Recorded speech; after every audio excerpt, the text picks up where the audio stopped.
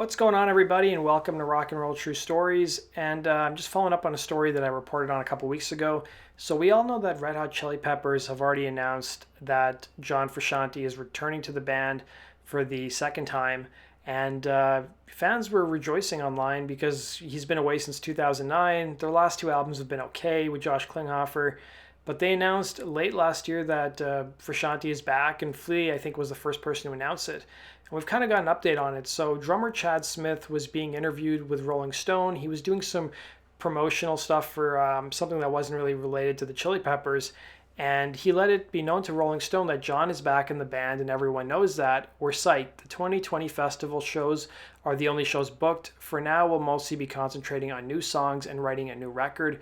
We're all really excited to make new music. So when he was asked to clarify as to whether the Chili Peppers have already started working on a new album, the drummer said, "Yes, that's all I can say." So up until this point, Frusciante's had two stints with the band. His first one was from 1988 to 1992, and then again from 1998 to 2009.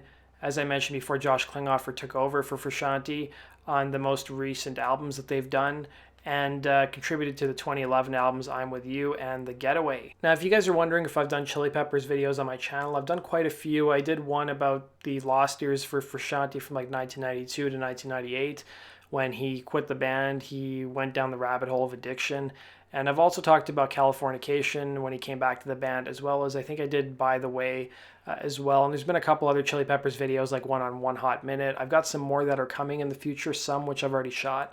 And then, of course, at some point, I'm going to have to do 1991's Blood Sugar Sex Magic, which is such an iconic album from the decade. So I also want to let you guys know that if you guys missed it, I did a video about Foo Fighters' second album, or their sophomore album, The Color and the Shape Today. It's one of my favorite albums from the 90s and probably one of my favorite Foo Fighters records.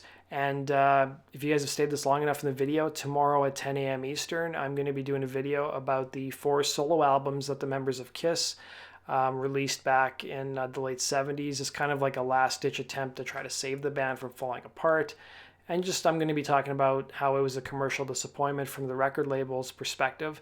And KISS is a band I've covered a lot, and when I look at the comments, they're kind of all over the place. Some people love KISS, some people hate KISS, and they're one of those polarizing bands, but I enjoy the band, and I think they have a lot of great stories that still need to be told on my channel.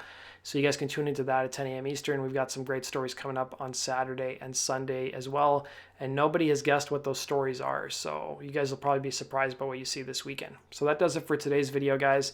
Thanks for watching. Be sure to hit the like button and subscribe. And as always, if you have suggestions for topics you'd like to see me cover, shoot me an email at gnrcentralnews@gmail.com. And tomorrow, once I unveil my video, I'll be bringing the polls back to see what your favorite video of the week was, because I always like to see what topics I should cover more and maybe which ones should I cover less. So thanks for watching, guys, and see you tomorrow at 10 a.m. Eastern.